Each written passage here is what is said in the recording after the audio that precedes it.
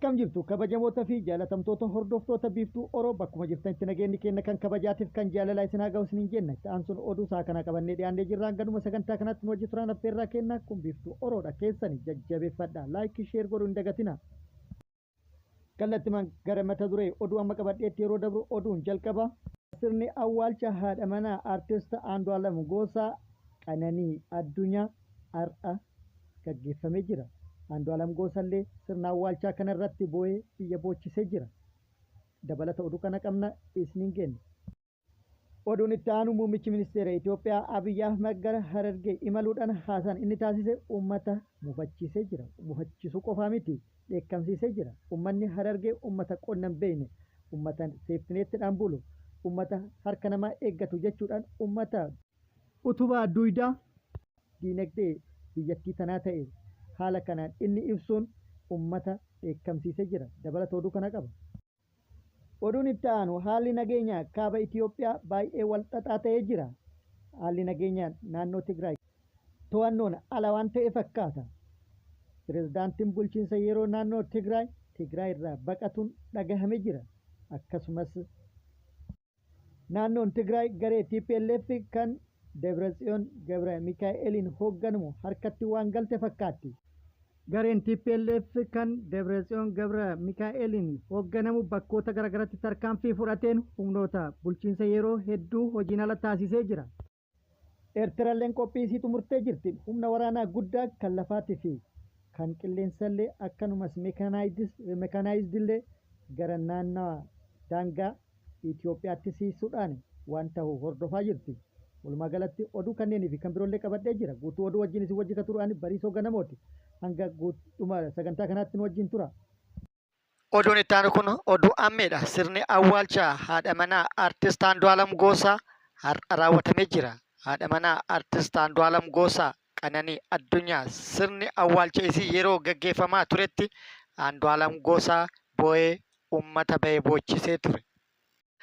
Aartist Andu'aalam Gosaa guyyaa natti dukkaneessite osoo ani bakka kee bu'e nagatti qananiitoo lammata walii hin agarru anis sin jaaladha boolla kee daadhiin haa guutu jechuudhaan mararfatee boo'ee geggeessee jira. Kun akkuma jirutti ta'e poolisiin magaalaa Finfinnee du'a moodeelisti Qananii Addunyaatti wal qabate qorannoo cimsee akka itti deemaa jiru ifoomsee jira. Aartist Andu'aalam Gosaallee gaaffiidhaaf akka isaan bira jiru ifoomsee jira. Namoonni miidiyaa hawaasaa irratti olola garaagaraa oofaa jiran akka of qusatan poolisiin magaalaa Finfinneellee beeksisee jira. Ololli gaggeeffamaa jiru yookaan hafarfamaa jiru bu'aa qorannoo irratti dhiibbaa qabaachuu waan danda'uuf qaamni olola hafarsuu hunduu of eeggannoo akka godhuu qabuu fi of qusachuu akka qaban akeekkachiisee jira. Oduun itti aanu muummichi ministeera Itoophiyaa Abiyyi Ahmed daawwannaaf gara Harargeetti imaluun haasaan inni taasise uummata dheekkamsiisee jira. Muummichi ministeera Itoophiyaa guyyaa kaleessa daawwannaa hojii misoomaatiif gara Harargeetti yeroo imalee turetti haasaan inni taasise akka waan uummanni Harargee gara aangootti osoo inni hin dhufin dura hojii hin beeknetti qotee hin bulletti fakkeessuun uummanni Harargee uummata qonna hin beekne. Uummata immoo kadhatee bulu jechuudhaan inni taasise uummata mufachiisee jira. Mufachuu qofaa miti uummata dheekkamsiisee jira. Uummanni Harargee uummata seeftineettiidhaan jiraataa ture, uummata harka namaa eeggatu jechuun isaa uummata daran aarsee jira. Gabaabamatti haasaan inni taasise kun haasaa kijibaati jechuudhaan uummanni Harargee uummata diinagdeen utubaa biyyattii ta'ee diinagdeedhaan biyyattii utubuudhaan jiraateedha jechuudhaan deebiin qaamota garaagaraa irraa kennameefii jira. Inumaayyuu uummanni Harargee diinagdeedhaan kan kufe erga muummichi ministeera Itoophiyaa gara aangoo dhufetti jedhanii jiru. Hojii daldala jimaatitti harka naqatuudhaan jimaa irratti hojii daldala jimaatti gufuu ta'uudhaan uummanni diinagdeedhaan akka kufu taasisee jira. Jimaa balleessa jedhee labsee jira. Garuu kun hunduu isaaf hin milkoofne. Amma immoo kun hunduu ta'uu dinnaan kallattiidhaan uummatatti ba'ee uummata arrabsuun isaa waan isarraa hin eeggamnedha jedhanii jiran. Jimaa balleessuuf labsatee hojiitti seenee ture. Jimalleen hin banne jira. Itti hin milkoofne. diinagdeedhaan uummata cabsuuf harka daldala jimaatitti naqatuudhaan jimaa gatii dhabsiisee uummanni akka rakkatu taasisee ture. Garuu summarruu bira dabramee jira.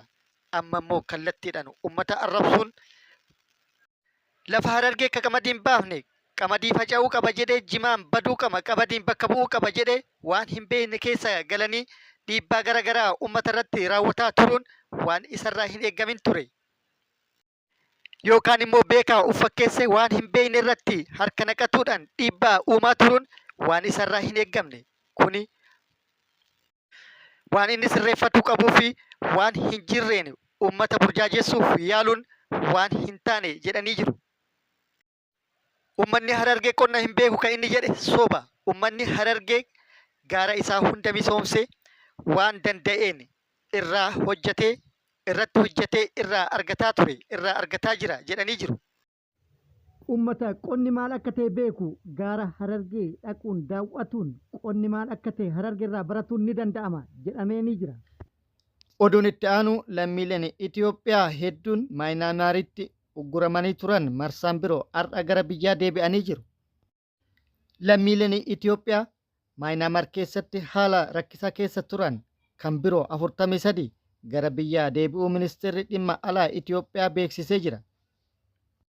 Kana har'aa kana dabalatee lammiileen Itoophiyaa 75 hanga ammaa gara biyyaa deebi'anii jiru. Imbaasiin Itoophiyaa Hinditti argamu tattaaffii taasisaa tureen lammiileen kunneen nagaan gara biyyatti akka deebi'anis beekamee jira yookaan ibsamee jira. Haaluma wal fakkaatuun imbaasiin Itoophiyaa Jaappaanitti argamus lammiilee Itoophiyaa Maayinaamaaritti haala rakkisaa keessa jiran Taayilaanditti ceesisuun gara biyyaa akka deebi'aniif hojjechaa jiraachuunis himamee jira. Walumaa galatti lammiileen Itoophiyaa 133 ji'oota hedduuf Maayinaamaar keessatti erga ugguramanii booda gara Taayilaandi ce'an keessa guyyaa lama dura lammiileen Itoophiyaa 32 gara biyyaa kan deebi'an yoo ta'u, kan har'aa wajjin lammiileen Itoophiyaa 75 gara biyyaa akka deebi'an taasifamee jira. Oduun itti aanu ajajoonni waraana mootummaa wal galaafatanii jiru. Haleellaa walirratti raawwataniin lubbuun koloneela tokko darbee jira. Haleellaa Oromiyaa bakkoota garaagaraatti waraanni bilisummaa Oromoo irratti raawwataa jiru dandamachuu kan dadhabe. Haleellaa bakkoota garaagaraatti irratti raawwatamuun kan mo'amu. Miidhaan guddaan kan irratti dhaqqabe kanaan kan barake. Waraanni mootummaa wal shakkii fi wal nyaatuun yookaan wal nyaatiinsi keessoo isaaniitti uumamee jira. Kanarraa kan ka'e hanga lubbuu wal galaafatuutitti deemamee jira. Kanarraa ka'uudhaan haleellaa koloneela tokko irratti raawwataniin lubbuu isaa galaafatanii jiru. Koloneel Gammachuu Dirbaabaa jedhama. Gurraandhala 11/2025 lixa Oromiyaa magaalaa Naqqamteetti hoteela Dassaalany keessatti waraana bilisummaa Oromoo kan nu haleelchisaa jiru sihi. Waraana bilisummaa Oromootiif odeeffannoo dabarsitee akka nu haleelu kan taasisaa jiru hariiroo isaa hojii qabdu sihi jechuudhaan haleellaa irratti raawwataniin hoteelicha keessatti lubbuu isaa galaafatuun gatanii jiru. Isaan kana haa jedhaniin malee koloneel Gammachuun jedhamu kun diina Oromoo guddaadha jedhamee jira. Bakka deeme hundatti ajaja kennuudhaan lubbuu ilmaan Oromoo nagaa hedduu galaafachiisee jira. Qabeenya ilmaan Oromoo hedduu barbadeessisiisee jira jedhamee jira. Kan inni itti beekamullee kanaan jechuudhaan diinummaa inni ilmaan Oromootiif qabu ibsamee jira. Kuni kan agarsiisu qaamonni ilmaan Oromoo badii tokko malee mana gadi baaftanii lubbuu isaanii galaafattan, badii tokko malee dararaa garaagaraa irratti raawwattan, qabeenya uummataa mancaastan, kan gubdan kanarraa baradhaa. Oduun itti aanu gareedhaan TPLF lamaan gidduutti lolli banamuun dhagahamee jira. Lolli dhoohe jetti odeeffannoon kaaba Itoophiyaa irraa nu geette. Lola guyyaa kaleessa bakkoota garaagaraatti jalqabame kanaan pirezidaantiin bulchiisa yeroo Getaachoo Raddaa fi gareen isaa kaleessa galgala gara Finfinneetti baqatuun dhagahamee jira. Jeneraal Tsaadiqaan Gabra Tansaa'ellee Tigraayin gadi dhiisuun dhagahamee jira. Humni raayyaa ittisa Tigraay kan Debratsiyooniin hoogganamu yookaan durfamu guutumaan guututti naannoo Tigraay to'atuun dhagahamee jira. Guyyaa kaleessaa jechuun gurraandhala 11/2025 lolli guddaan garoota lamaan TPLF gidduutti gaggeeffamaa oolee jira. Magaalaa Maqalee irraa kiiloomeetira 40 fagaattee kan argamtu magaalaa Aaddii Guddeem irratti waraanni garee Getaachoo Raddaatii fi akkasumas Debratsiyoon hoogganamu gidduutti lolli hamaan akka gaggeeffame dhagahamee jira. Pirezidaantiin bulchiisa yeroo naannoo Tigraay Geetaachoo Raddaa aangaa'ota waraanaa yookaan jeneraalota ol aanoo waraanaa hedduu aangorraa ari'uu yookaan aangorraa dhaabuun of ittisuuf yaalus of ittisuu hin dandeenye. Dubbiin itti hammaannaan baqatee jira. Kaleessa galgala namoota muraasa dabalatee saffisaan keellaa eegumsa buufata xayyaaraa Aluulaa Abbaa Naggaa cabsee dabruudhaan xayyaaraan gara Finfinneetti galuun dhagahamee jira. Naannoon Tigraay guutumaan guutuutti garee TPLF kan Dabratsiyoon Gabra Mikaa'eliin hoogganamuun yookaan durfamuun to'atamtee jirti. Maddi odeeffannoo kanaa miidiyaa Dimtsi Wayyaanee Tigraay fi Zaaraa miidiyaa kanneenidha. Gara biraatiin immoo Eertiraan humna waraanaa hedduu gara daangaa Itoophiyaatti siiqsitee jirti.